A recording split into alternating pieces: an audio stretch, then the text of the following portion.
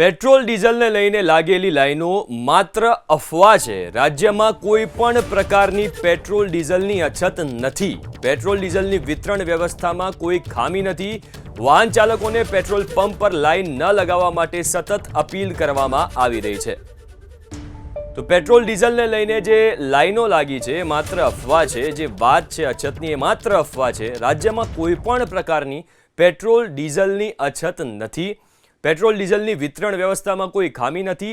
વિતરણ પણ સતત ચાલુ છે અને વાહન ચાલકો જે લાઈનો લગાવી રહ્યા છે એમને અપીલ છે કે લાઈનો ન લગાવે, કારણ કે કોઈ પણ પ્રકારની અછત રાજ્યમાં પેટ્રોલ ડીઝલની નથી।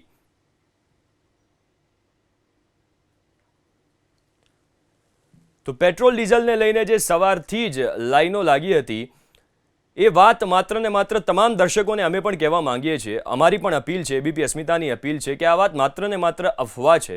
કોઈ પણ પ્રકારની અછત નથી। રાજ્ય સરકાર તરફથી તમામ પ્રકારની વ્યવસ્થા કરવામાં આવી છે। કેન્દ્ર સરકાર તરફથી તમામ પ્રકારની વ્યવસ્થા કરવામાં આવી છે।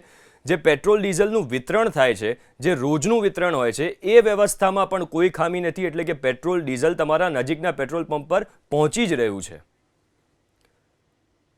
કેન્દ્રીય જળશક્તિ મંત્રી સી.આર. પાટીલ આપણી સાથે જોડાયા છે। પાટીલ સર, કયા પ્રકારની વ્યવસ્થા કરાઈ છે? કેન્દ્ર સરકારે કયા પ્રકારનું આયોજન કરેલું છે?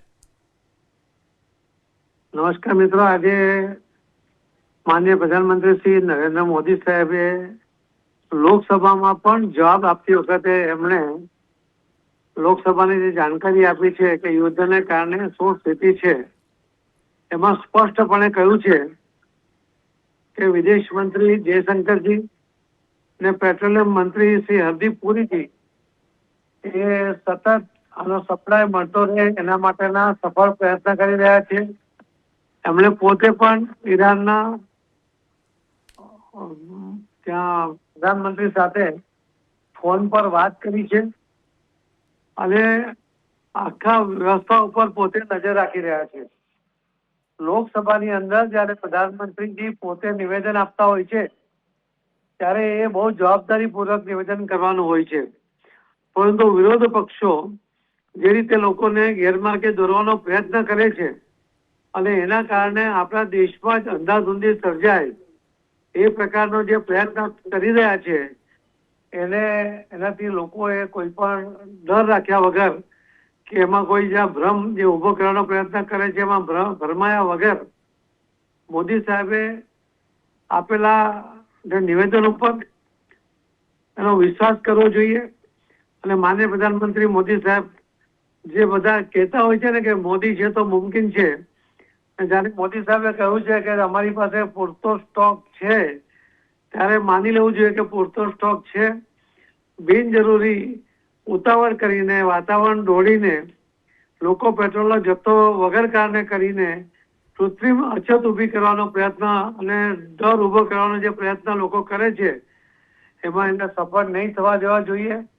અને વિશેષ કરીને ગુજરાતના લોકો કે જે માનનીય પ્રધાનમંત્રી મોદી સાહેબને વર્ષોથી જાણે છે કે એક શબ્દ પણ બોલતા હશે તો બહુ તોલી માપીને બોલે, જ્યારે લોકસભામાં આવું નિવેદન કરે છે ત્યારે સૌથી પહેલો વિશ્વાસ તો ગુજરાતના લોકોએ કરવો જોઈએ। અને એટલે મારી સૌને વિનંતી છે કે ફક્ત ગુજરાત નહીં, આખા દેશમાં ક્યાંય પુરવઠાની અછત નથી। તમને પેટ્રોલ અને ડીઝલ પૂરતા પ્રમાણમાં મળી રહેશે એની ખાતરી માનનીય પ્રધાનમંત્રી મોદી સાહેબે કહ્યું છે કે અમારી પાસે પૂરતો સ્ટોક છે અને હજુ પણ નવો સ્ટોક આવી રહ્યો છે। પહેલા જે એમણે કહ્યું છે કે 27 દેશની સાથે આપણે ત્યાંથી પેટ્રોલ કે ડીઝલ લેતા હતા, આજે આપણે 41 દેશો પાસેથી લઈએ છીએ। એ જ બતાવે છે કે એની અંદર જે સંદર્ભ છુપાયો છે કે આપણી પાસે આપણને આપવા વાળા પણ દેશોમાં વધ્યા છે, કે વધુ દેશો આપણને સપ્લાય કરી રહ્યા છે।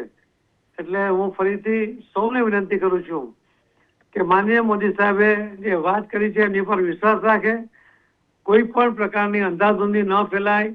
આપણે પણ બિનજરૂરી લાઈનોમાં ઉભા રહીને ડર પેદા કરવાનો પ્રયત્ન ના કરવો જોઈએ। ન તો એનો હમણાં કોઈ ભાવ વધી રહ્યો છે કે ન તો એની કોઈ અછત સર્જાય છે। ત્યારે ફરીથી કે આવી અંધાધૂંધી ગુજરાતમાં જે કરવાનો પ્રયત્ન થઈ રહ્યો છે એને રોકવામાં આપ સૌ સહકાર આપો એવી પણ હું આપના માધ્યમથી સૌને વિનંતી કરું છું। ધન્યવાદ। આભાર પાટીલજી, જોડાવા બદલ।